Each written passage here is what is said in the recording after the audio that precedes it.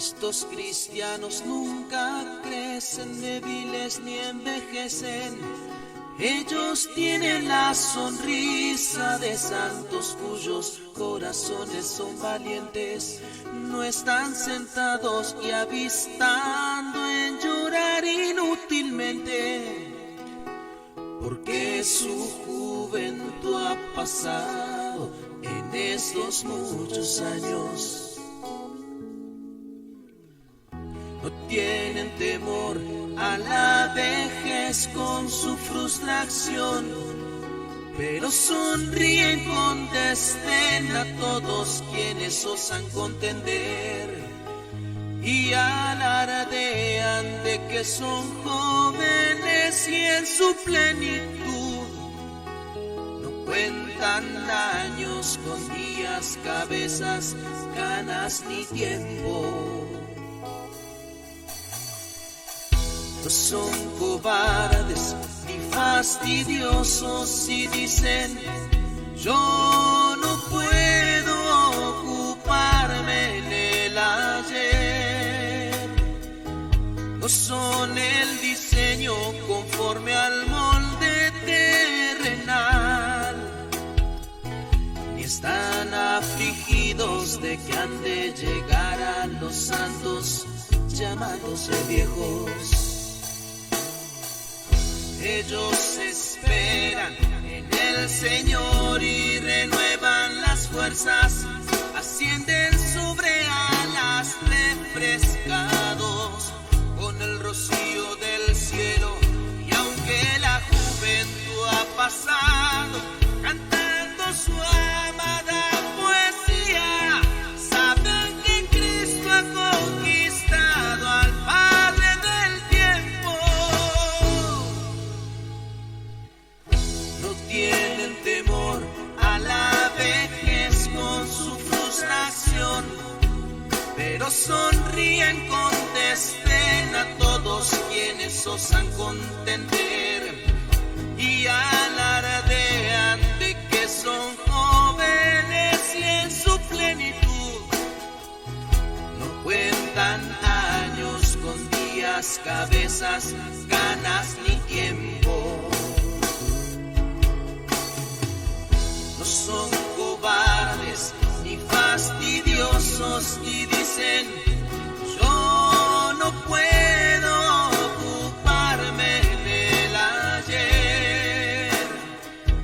No son el diseño conforme al molde terrenal, ni están afligidos de que han de llegar a los santos llamándose viejos. Ellos esperan en el Señor y renuevan las fuerzas, ascienden sobre alas refrescados con el rocío del cielo. Y aunque la juventud ha pasado cantando su amada poesía, saben que Cristo ha conquistado al Padre del tiempo. Y aunque la juventud ha pasado cantando su amada poesía, saben que Cristo ha conquistado al Padre del tiempo. No son cobardes ni fastidiosos ni dicen: yo no puedo ocuparme en el ayer.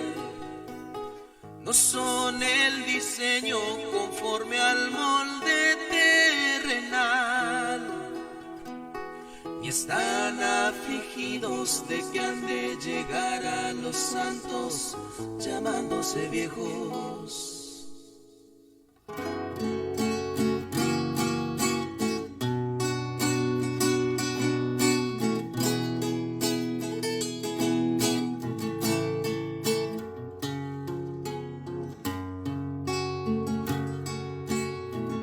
¿Cómo olvidar a mi Señor amado? ¿Cómo pensar que ahora está distante?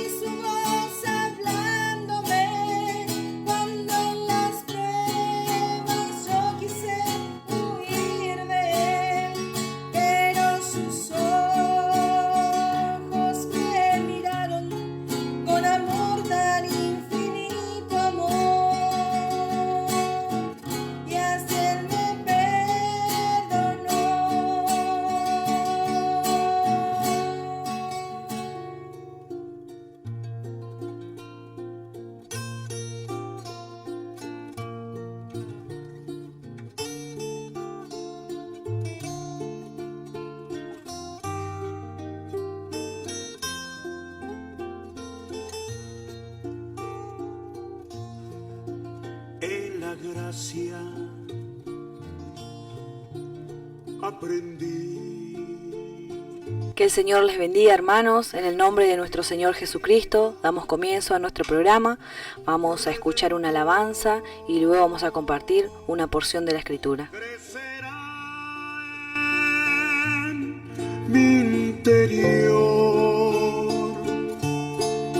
si descanso. Si quieres pruebas de su amor, mira el Calvario. Si quieres pruebas de su amor, mira sus manos. Si quieres pruebas de su amor, mira su costado. Mira sus pies, mira su frente ensangrentada. Porque Él te ama, porque Él te ama, porque Él te ama como nunca nadie te amará jamás. Porque Él te ama, mi Jesús te ama, porque Él te ama como nunca nadie te amará jamás.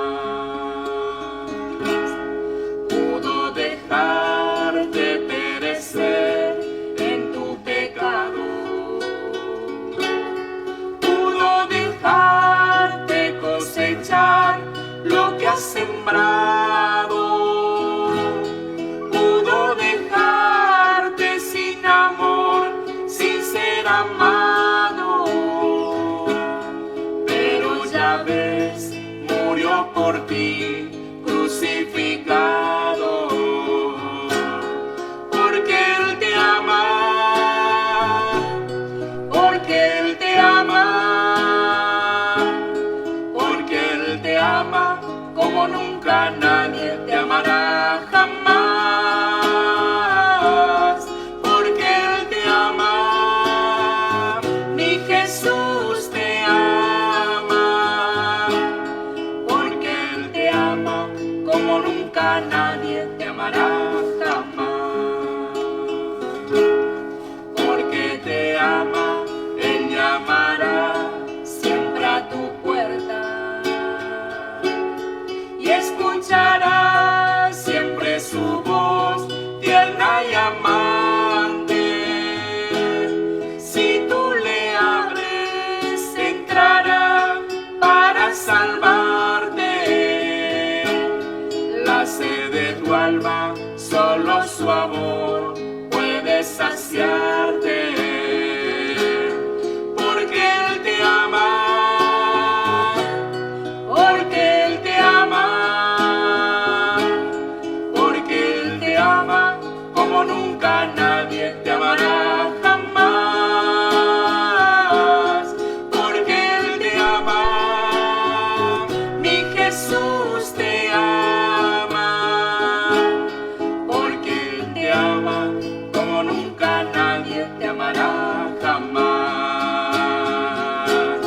Porque Él te ama, porque Él te ama, porque Él te ama como nunca nadie te amará jamás. Porque Él te ama, mi Jesús te ama, porque Él te ama como nunca nadie te amará jamás.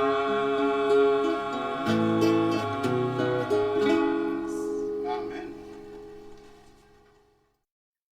Bueno, damos gracias a Dios por la oportunidad que tenemos nuevamente de poder seguir estudiando la palabra de gracia. Es porque Él nos ama, que Él nos da cada día una muestra de su misericordia. Y estamos estudiando en el segundo libro de Reyes, capítulo 5. Vamos a abrir nuestras Biblias en el nombre de Jesús allí. Y vamos a leer desde el verso 2 en adelante. Y dice, y de Siria habían salido bandas armadas, y habían llevado cautiva de la tierra de Israel a una muchacha, la cual servía a la mujer de Naamán. Y ésta dijo a su señora, si rogase mi señor al profeta que está en Samaria, él lo sanaría de su lepra. Bueno, así vemos que había una simple muchacha que bueno, va a testificar del poder de Dios. Y vemos como realmente la palabra de Dios dicha a Elías fue verdad. Todavía había fieles en Israel. Vemos que había fieles que aún seguían testificando del verdadero Dios y de su poderío. Y vemos que este hombre era leproso. Y habíamos visto en el verso 1, dice, era este hombre valeroso en extremo, pero leproso. Valeroso en extremo, pero leproso. Y dice que el rey lo tenía en alta estima. Así era realmente Naamán. Así era Naamán. Y su nombre significa placentero o agradable. El nombre de Naamán significa placentero o agradable. Y este hombre nos habla y nos muestra la condición del hombre natural, especialmente del hombre moral, del hombre culto, del hombre en su mejor estado, lo mejor que el hombre pueda hacer por medio de los métodos naturales. Era un hombre grande y también era un hombre exitoso, era valeroso. Así realmente le describe la palabra. Todas estas buenas características, todas estas cualidades, bueno, tenía Naamán. Pero todas estas características que tenía no podían cambiar su situación natural. Sus buenas cualidades no podían cambiar su condición de leproso.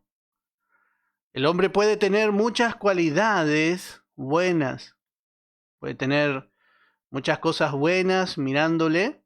Nosotros podemos decir es una buena persona, pero leproso.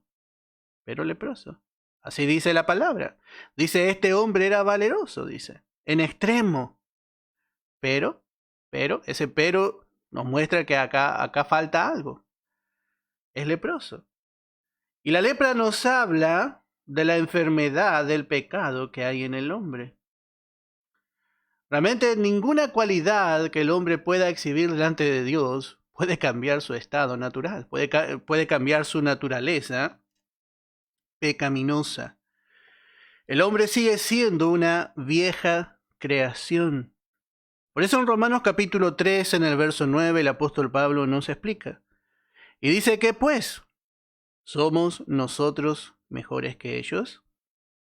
Bueno, acá Pablo está hablando como un judío. Y dice como judíos.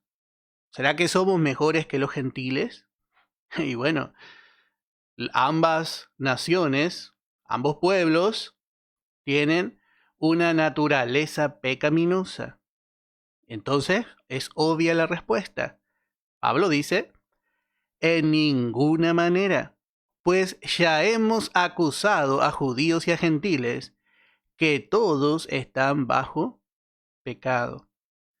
Y este era el problema que tenía Naamán. Era un hombre grande, un hombre realmente prodigioso, pero leproso. Nada podía cambiar. Y en ese tiempo la lepra era una enfermedad incurable. Era una enfermedad solamente curada por Dios. Y así es hasta el día de hoy. Hasta el día de hoy es así la enfermedad del pecado. Solamente la gracia ofrece la sanidad del pecado, la sangre de Cristo. la sangre de Cristo. Así dice un himno que siempre cantamos. Dice, la sangre de Cristo es mi sola esperanza. Así que vemos que Naamán no podía hacer nada por sí mismo. El hombre puede presentarse de muchas maneras delante de Dios. Aún vamos a ver que él, cuando sale camino a Israel, él lleva muchas cosas, pero tampoco van a cambiar, ni van a servir. Dios no puede utilizar nada del hombre viejo. Nada del hombre es requerido para que Dios le manifieste su gracia y perdone y le limpie sus pecados. Nada del hombre. El hombre no tiene nada, ni siquiera tiene fe. Entonces Dios le presta un poquito la fe para que crea en el Señor, para que luego esa fe llegue a ser su posesión. Pero la fe ni siquiera es nuestra cuando venimos a los pies del Señor, es don de Dios. Note qué estado deplorable la del hombre sin Cristo. Así nos dejó el primer Adán. Dice en el Salmo 51, en el verso 5, he aquí en maldad he sido formado, y en pecado me concibió mi madre. Así el hombre ha sido concebido en pecado. El hombre así en su estado jamás podría entrar en una comunión íntima con Dios, porque ha sido concebido en pecado. Ese pecado hemos heredado cada uno de nosotros y también le hemos hecho heredar a nuestros hijos a través de nuestra naturaleza terrenal. Porque todos descendemos de Adán. Hasta ahora yo no encontré a ninguno que no descienda por lo menos de Adán. Y si hemos descendido de Adán, todos traemos su naturaleza pecaminosa y corrupta.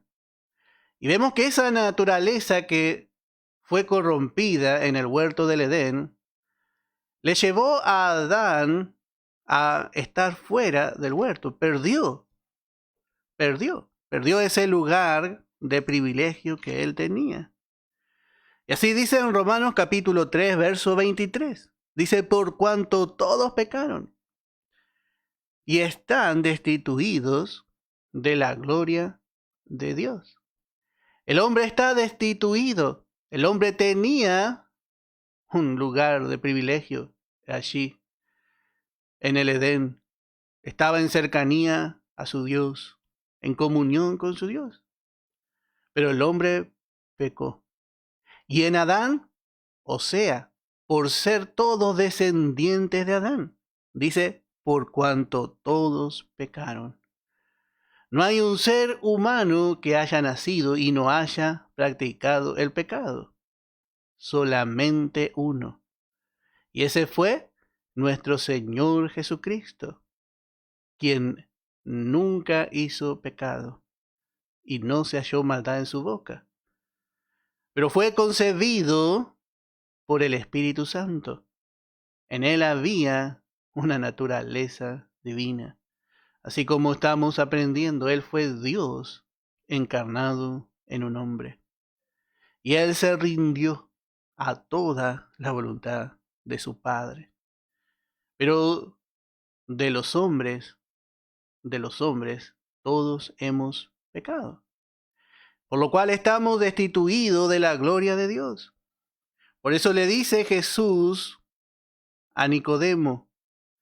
Dice en el Evangelio de Juan, capítulo 3, dice en el verso 3, respondió Jesús y le dijo, de cierto te digo, que el que no naciere de nuevo no puede ver el reino de Dios.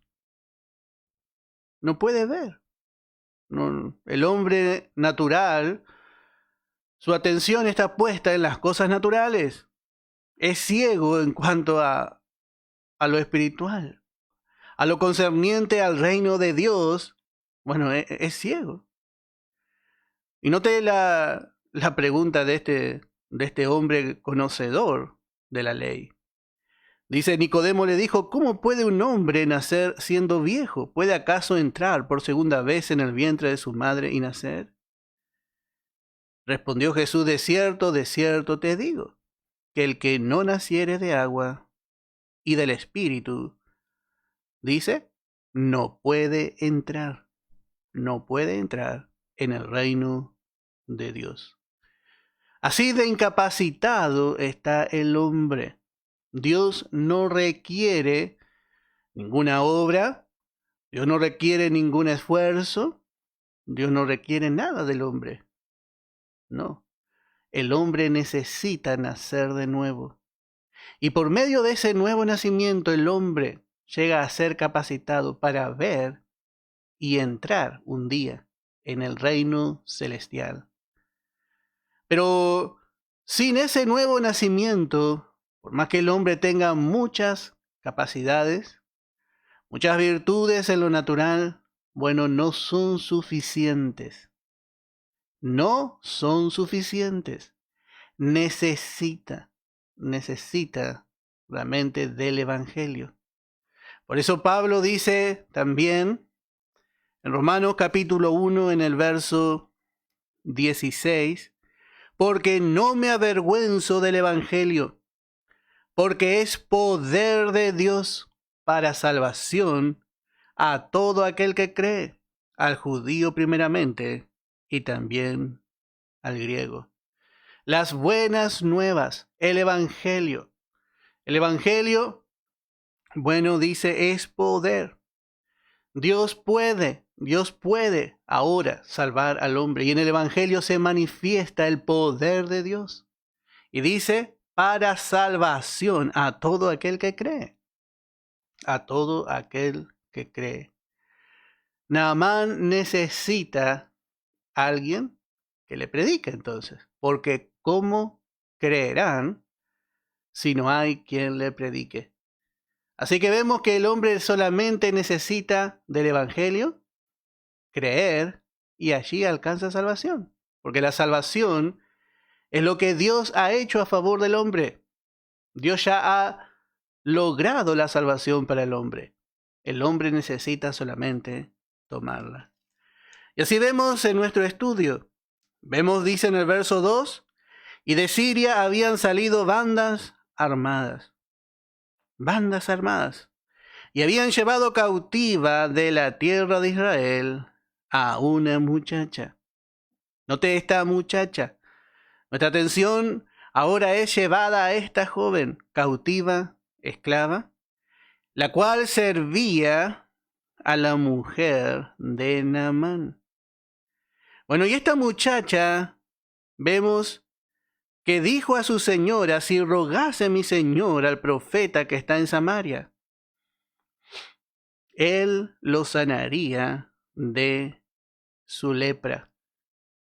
Vemos realmente en esta muchacha una joven de fe. Y vemos que realmente el Evangelio, las palabras de fe, las palabras del poder del Evangelio, necesitan ser testificadas. Necesitamos testificar. Esta joven había sido llevada cautiva y ella no miró que era una injusticia, quizá lo que estaba pasando, no miró su condición.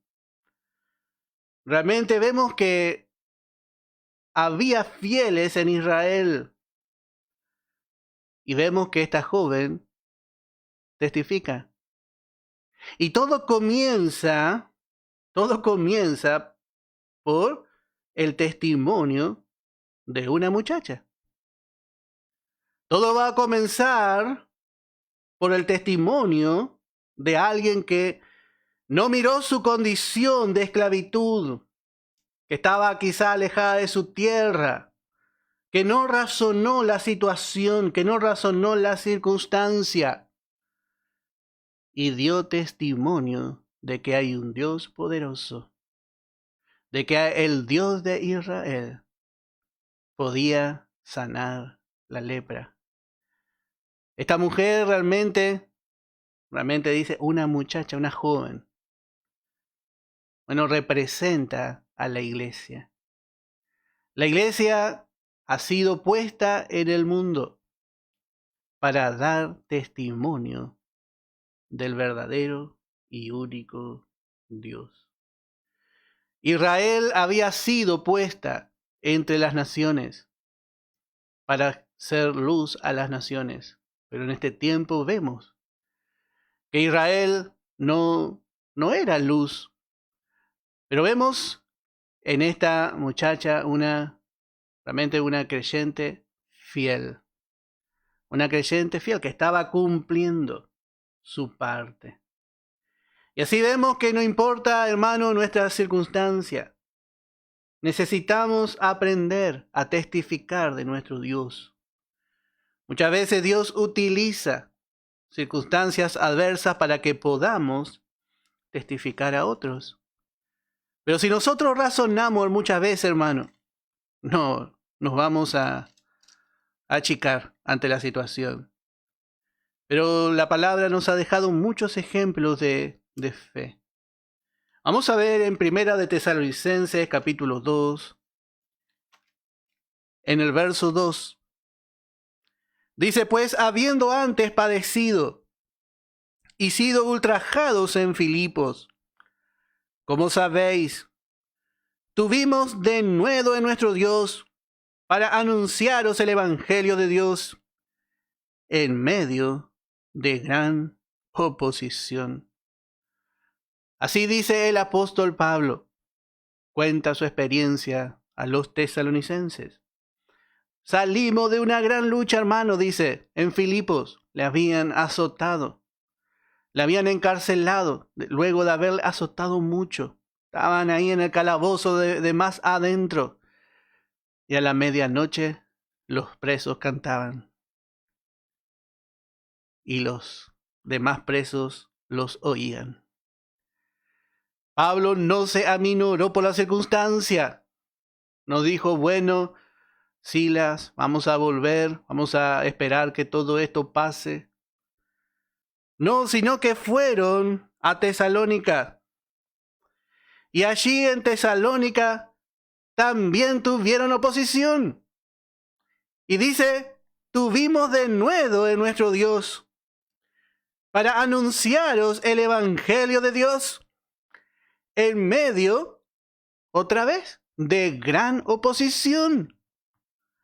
Y así es cuando realmente uno tiene el llamado de Dios.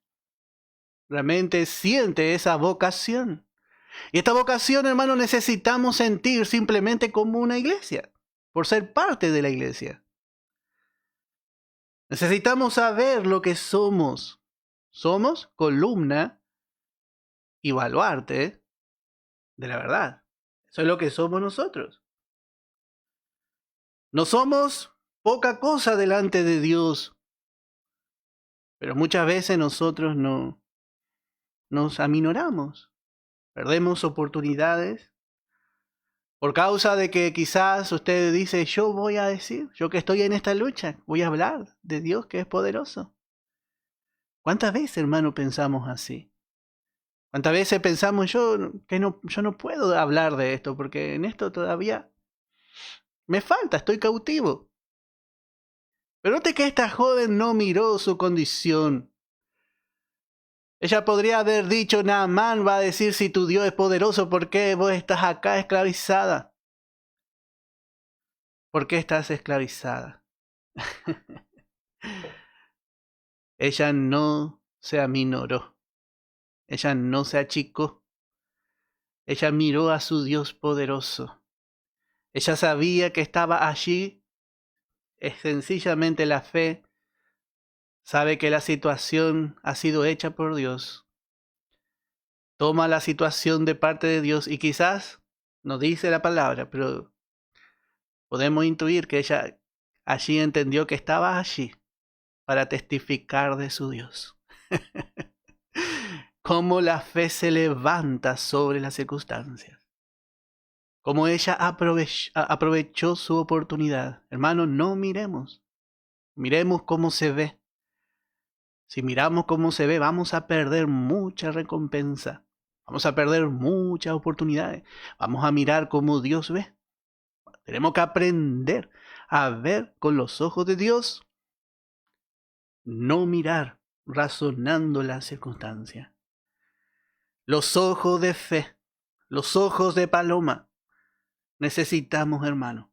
Y esto se va formando a través del estudio de la palabra, de la obra del Espíritu Santo en nuestra vida. Se nos revela realmente el propósito de Dios. Podemos ver también en el libro de los Hechos, capítulo 4, en el verso 19.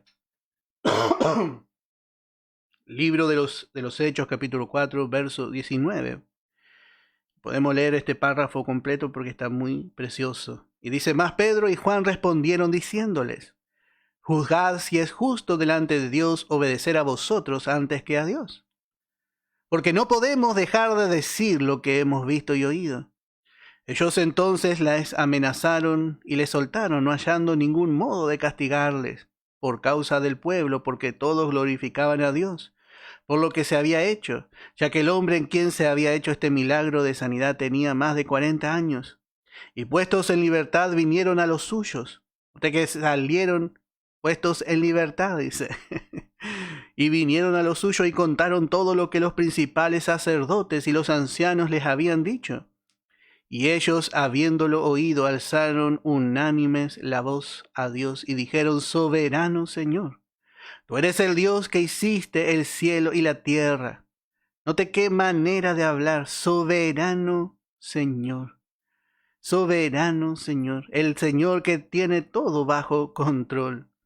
El mar y todo lo que en ellos hay. Que por boca de David tu siervo dijiste, ¿por qué se amotinan las gentes? Y los pueblos piensan cosas vanas. Se reunieron los reyes de la tierra y los principales se juntaron en uno contra el Señor, contra su ungido. Porque verdaderamente se unieron en esta ciudad contra tu santo Hijo Jesús, a quien ungiste, Herodes, Poncio Pilato, con los gentiles y el pueblo de Israel, para hacer cuanto tu mano y tu consejo habían antes determinado que sucediera. Note que esta es la fe. La fe confía en el propósito de Dios, que se va a cumplir y se está cumpliendo. Y ahora, Señor, mira sus amenazas y concede a tus siervos que con todo denuedo hablen tu palabra. Note el deseo de estos hombres. ¿Cuánto nosotros queremos la vida fácil? Cuando nos gustaría predicar en un púlpito y que haya mucha gente escuchando y que todos nos digan qué lindo está el mensaje, hermano. Pero cuando hay persecución, a veces ni queremos predicar. A veces pasa eso. Ya no queremos predicar más. Queremos dejar todo. No, porque nadie me dice que predico lindo, predico bien, o que mi servicio es bueno, o que me tiene en cuenta. Pero note que esta gente perseguida dice: mira sus amenazas y concede, dice, a tus siervos que con todo denuedo hablen tu palabra, mientras extiende tu mano, para que se hagan sanidades y señales y prodigios mediante el nombre de tu santo Hijo Jesús. Qué tremendo, hermano. Qué petición. Queremos seguir predicando, dice, esta verdad. Y Señor, dice, no dijo, no nos dé lucha. ¿Qué pidieron? Dice, danos de nuevo, dice. Qué verdadero sentir de fe. Esta es la verdadera fe. Y Dios, ¿cómo se agrada de la fe? Y dice el verso 31, cuando hubieron orado, dice, el lugar en que estaban congregados tembló y todos fueron llenos del Espíritu Santo y hablaban con denuedo la palabra de Dios. Ahí tuvieron la respuesta de su Dios. Qué hermoso cuando estamos de acuerdo con Dios. Cuánto cuesta, hermano, a veces dejar todo razonamiento de lado. Pero vemos estos hombres. Dice que cuando hubieron orado, dice, tembló el lugar. Y todos fueron llenados, dice, llenos del Espíritu, dice. Y ahí se cumplió, vino la respuesta, dice, y hablaban con denuedo la palabra de Dios. Así, hermano, es cuando nosotros estamos llenos del Espíritu Santo. La situación no nos debe dejar vacíos de la presencia de Dios. No nos debe quitar las fuerzas espirituales, sino que en la circunstancia debemos clamar a Dios. Y así como estos hombres, si no tenemos fuerza, si no tenemos denuedo, vamos a clamar al Señor, Señor, dame denuedo, dame denuedo. Esto realmente fue la petición de todos los siervos de Dios. No pidieron realmente quizás un ejército para que les defienda, un auto, una casa, un salón grande. Solamente pidieron denuedo. Danos denuedo, dice. Danos denuedo. Para predicar este evangelio, para hablar la palabra de Dios. En Hechos capítulo 5 también en el verso 40. Y convinieron con él y llamando a los apóstoles, después de azotarlos, le intiminaron que no hablasen en el nombre de Jesús. Y los pusieron en libertad. Y ellos salieron de la presencia del concilio gozosos de haber sido tenidos por digno de padecer afrenta por causa del nombre. Y todos los días en el templo y por las casas no cesaban de enseñar. Note que dice no cesaban. El enemigo, ¿cómo quiere hacer cesar a los ministros de Dios? Debemos alentarnos unos a otros para que la obra no cese. Dice, no cesaban de enseñar y predicar a Jesucristo. Qué precioso, qué precioso. ¿Cuánto testimonio tenemos? Así, hermano, vemos que Dios, a pesar de que este pueblo era un pueblo infiel, estamos viendo a Israel. Israel lleno de apostasía. Es algo raro. Pero Dios envía a esta joven para que dé testimonio que en Israel había profeta. Si este hombre quería ser sanado, bueno, tenía que haber alguien que testifique. Pero tenían que testificar de que en Israel había un profeta de Dios. Dios iba a honrar primeramente su nombre, pero Dios estaba unido a su pueblo. Y siempre me llamó tanto la atención esta porción. ¿Por qué no le envió allí? ¿Por qué no le dijo, bueno, vamos a mandar a llamar a Eliseo? En otros casos Eliseo iba y hacía. Pero en este caso Naamán tiene que ir a un pueblo apóstata, a un pueblo lleno de los mismos ídolos que él adoraba. Pero allí él se iba a encontrar con el verdadero Dios. Y así, hermano, hoy la iglesia realmente ha fracasado también en mantener quizás el poder y ser un verdadero testimonio. La iglesia hoy está buscando otras cosas, pero aún Dios habita allí. Y si un hombre quiere conocer al verdadero Dios, si un hombre quiere ser sanado de la enfermedad del pecado, solamente puede ser sanado por el mensaje que da la verdadera iglesia, que da la iglesia de Dios. Así de importante es la iglesia.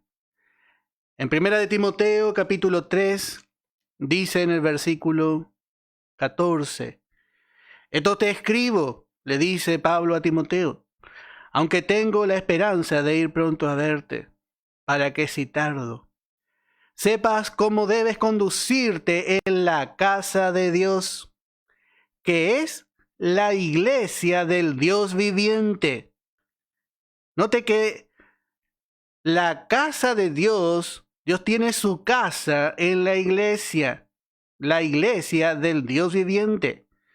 ¿Y cómo es llamada? Dice columna y baluarte de la verdad.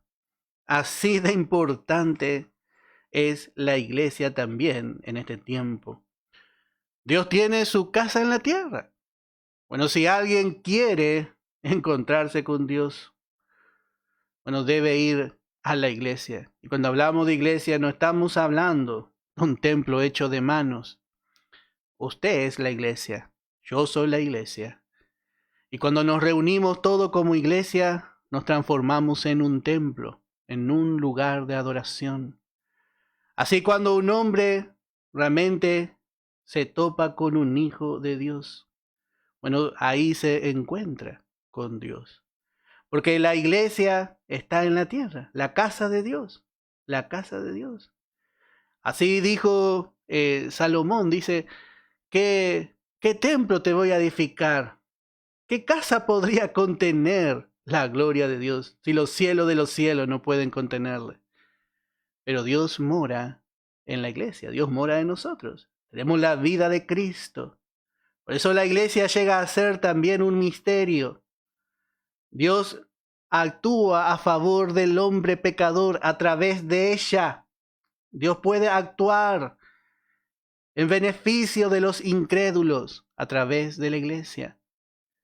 Dios puede obrar la importancia de la iglesia aquí en la tierra.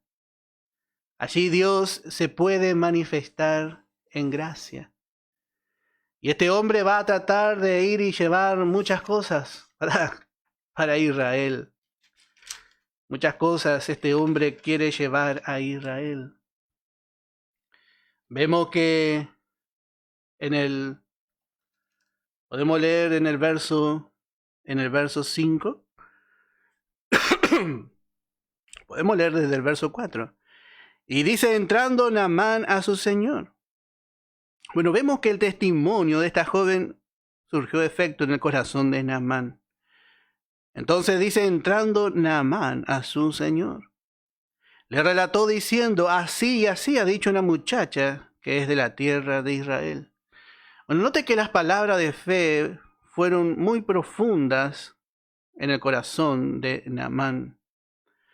Y así vemos que realmente cuando el Espíritu Santo convence al hombre, cuando el Espíritu Santo está operando y nosotros vamos y damos la palabra, bueno, la persona reconoce, ve su necesidad y también actúa en fe.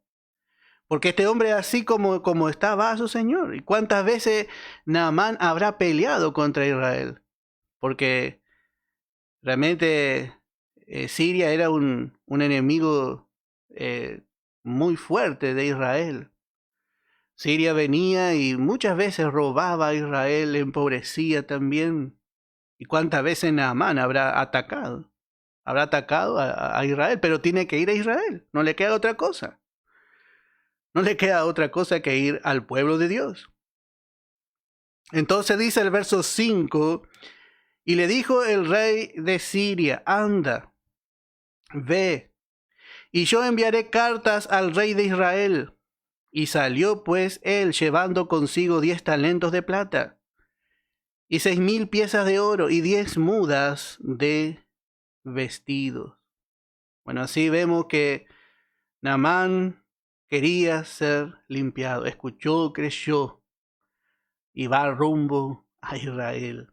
Y allí iba a ser sanado, verdaderamente iba a ser sanado. Y así es el hombre cuando cree.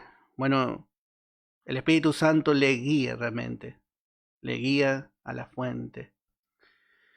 Y vemos que este hombre cuando sale hacia Israel toma una gran riqueza. Parece que este hombre por un momento ve su necesidad, pero a la vez vemos que él muestra que tiene una gran riqueza. Y dice que llevó 10 talentos de plata, 6,000 piezas de oro y 10 mudas de vestidos. Así vemos que hizo este hombre. Y como sabemos, todo esto no era necesario. Pero cómo el mundo trata de dar entidad a la obra de Dios, trata de comprar a Dios. Toda la riqueza de Naamán no era necesaria, no era necesaria.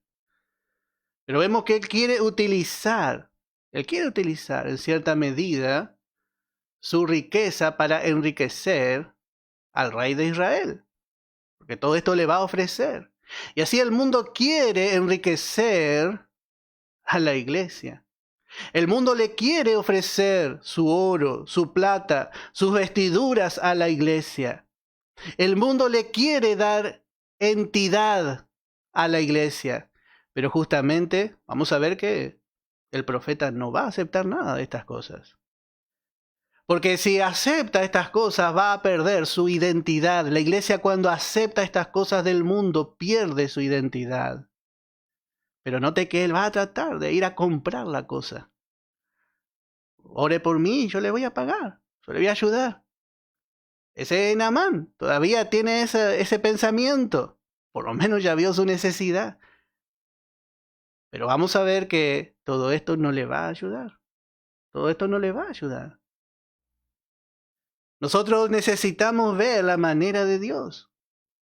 En Primera de Pedro dice en el capítulo 1, en el verso 18. Primera de Pedro, capítulo 1, en el verso 18. Sabiendo que fuisteis rescatados, dice, de vuestra vana manera de vivir, la cual recibisteis de vuestros padres. Pero no fuimos rescatados. El precio de rescate, dice, no fue con cosas corruptibles, como oro o plata. No. Realmente eso nunca iba a alcanzar. Nunca podría haber alcanzado para pagar nuestra salvación, para pagar nuestro rescate. El precio de nuestra redención era mucho más elevado que eso. Pero Naamán va allí tratando de llevar algunas cosas por lo menos. Pero dice, no con cosas corruptibles como oro o plata, sino con la sangre preciosa de Cristo, como de un cordero sin mancha y sin contaminación.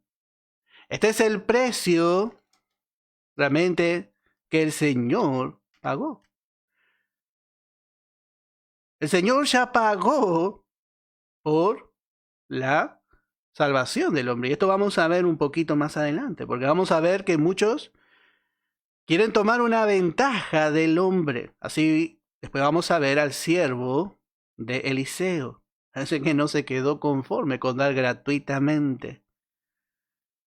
Pero el hombre fue rescatado de balde. El hombre fue rescatado de balde, gratis. El precio lo pagó el Señor. Él gratuitamente accede. Nosotros gratuitamente accedimos. Hubo un precio. Y para nosotros es gratis, pero para el Señor le costó su vida, su sangre. Y dice su sangre preciosa. Su sangre preciosa. Y esto es lo que muchas veces el hombre no entiende. Dice en el Salmo 49, en el verso 7. Dice, ninguno de ellos podrá en manera alguna redimir al hermano, ni dar a Dios su rescate, porque la redención de su vida es de gran precio. Así era de cara la redención. La redención de una sola vida, dice. Y dice, y no se logrará jamás. El hombre no podía pagar. No puede hacer nada, pero trata muchas veces sí de darle importancia quizás a la iglesia. Pero tampoco la iglesia necesita eso, porque la iglesia tiene su importancia. Tiene su importancia, es columna, baluarte de la verdad, pero porque Dios habita allí, es casa de Dios, simplemente por eso. No necesitamos que Naamán venga con sus riquezas. El hombre trata de comprar lo que no tiene precio. Quiere pagar por la gracia. Quiere pagar por la gracia. Y ofrece oro, ofrece plata, pero de nada sirve, de nada sirve. Delante de Dios de nada sirve.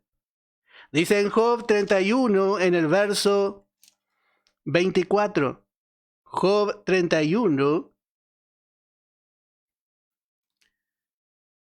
en el verso 24, dice, si puse en el oro mi esperanza, y dije al oro, mi confianza eres tú. Si me alegré de que mis fuerzas se multiplicasen, y de que mi mano hallase mucho, si he mirado al sol cuando resplandecía, o a la luna cuando iba hermosa, y mi corazón se engañó en secreto, y mi boca besó mi mano. Esto también sería maldad juzgada, porque habría negado al Dios soberano. Y así el hombre quiere poner su confianza allí. Quiere poner su confianza allí. El hombre quiere ofrecerle oro al que dijo, mía es la plata y mía es el oro.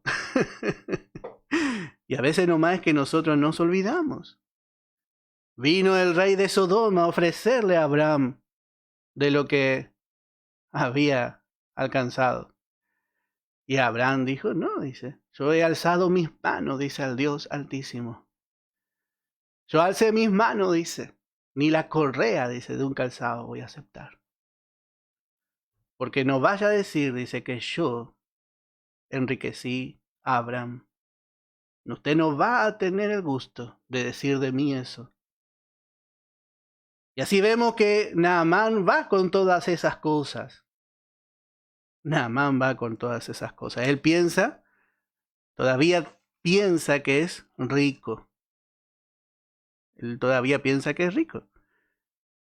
Pero en Apocalipsis capítulo 3, en el verso 18, podemos decir, como Dios dice, porque tú dices, yo soy rico, y me he enriquecido, y de ninguna cosa tengo necesidad.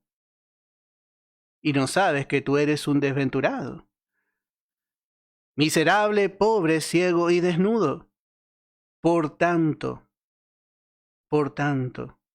yo te aconsejo que de mí compres oro refinado en fuego. Note que Dios tiene el verdadero oro. Y este oro nos habla de la vida celestial, de la vida divina. Y dice, para que seas rico, y vestiduras blancas para vestirte, para que no se cubra la vergüenza de tu desnudez. Y unge tus ojos, dice también, de paso, con colirio, para que veas. Así es la verdadera condición del hombre. Pero el hombre quiere venir a ofrecerse. Quiere ofrecer su dinero, sus cosas. La iglesia no necesita nada del mundo, porque la verdadera iglesia depende de Dios. Su Dios es suficiente. Todo ya fue pagado. El Señor ya nos dio todo. Y si Dios va a hacer algo con el hombre, podemos ver la manera de Dios. En Isaías 55 podemos leer en el versículo 1. Dice, a todos los sedientos, venid a las aguas. Y a los que no tienen dinero, venid y comprad y comed. Venid, comprad sin dinero y sin precio vino y leche. La jactancia suprema de Dios es su gracia. Pero nosotros muchas veces rebajamos el evangelio aceptando presente. Dios da por gracia, pero nosotros queremos presente. Dios da gratuitamente. Un día Dios va a manifestar al universo lo que su gracia hizo. Pero pide si uno alza la mano, bueno, pero yo pagué un poco por esto, dice. Entonces, se va a gloriar. Y dice que Él hizo todo para que nadie se gloríe en su presencia. El hombre no puede participar. El hombre no puede participar. Por eso vamos a ver muchas cosas. Realmente vemos en la actitud de Eliseo mucha enseñanza. Y así también este hombre tenía sus vestiduras. llevaba vestiduras. En total llevaba, hermano, como 70 kilogramos de oro. 70 kilogramos de oro, 330 kilos de plata. Y dice, y vestidos. Este vestido nos habla también de la justicia propia del hombre, de las obras propias. Pero otra vez, Dios tiene su vestido. Dice en Apocalipsis capítulo 7, en el verso, podemos leer en el verso 13, dice, entonces uno de los ancianos habló diciéndome, estos que están vestidos de ropas blancas, ¿quiénes son y de dónde han venido? Y yo le dije, Señor, tú lo sabes.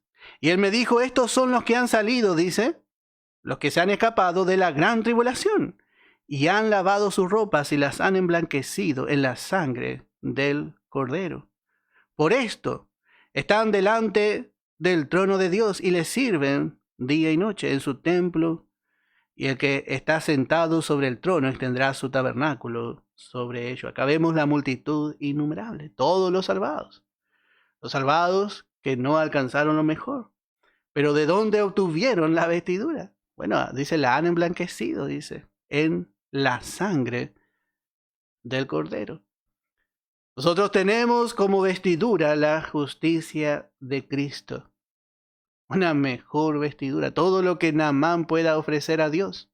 Todo lo que Naamán pueda ofrecer a los siervos de Dios. No tiene valor, hermano. No tiene valor. Porque el Señor nos ha dado cosas mejores. Cosas eternas.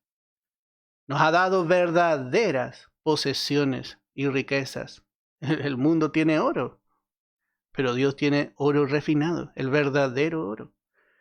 Bueno, que el Señor nos ayude. Que el Señor nos ayude a ver como Él ve. A veces andamos como esa muchacha. Cautivo, un poco como pobre. Pero enriqueciendo a muchos. Nos jactamos en Cristo. Él es nuestra jactancia, nuestra gloria. Nos gloriamos en Él. Nosotros somos una nueva creación. No nos gloriamos en lo que el hombre se gloría, en las cosas naturales.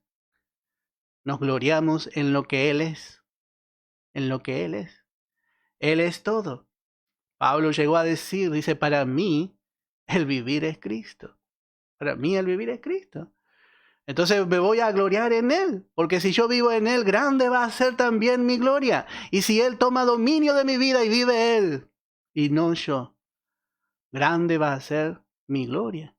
Porque es la reproducción de su misma vida. Bueno, vamos a dejar aquí. Te invito a escuchar una alabanza y esta noche vamos a seguir estudiando la palabra. Vamos a seguir estudiando la carta a Filemón. Nuestro hermano Gustavo Benítez nos está enseñando y damos gracias a Dios por todos los instrumentos que el Señor está levantando en este tiempo. Y les invito a estar nuevamente con nosotros a las 21 horas. Vamos a escuchar una alabanza y damos por terminado nuestro programa.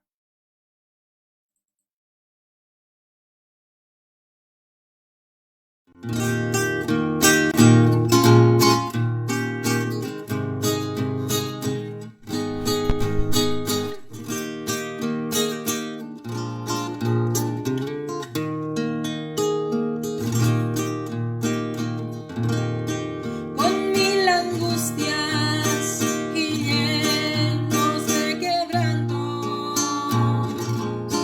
marcha el cristiano cuando a Dios quiere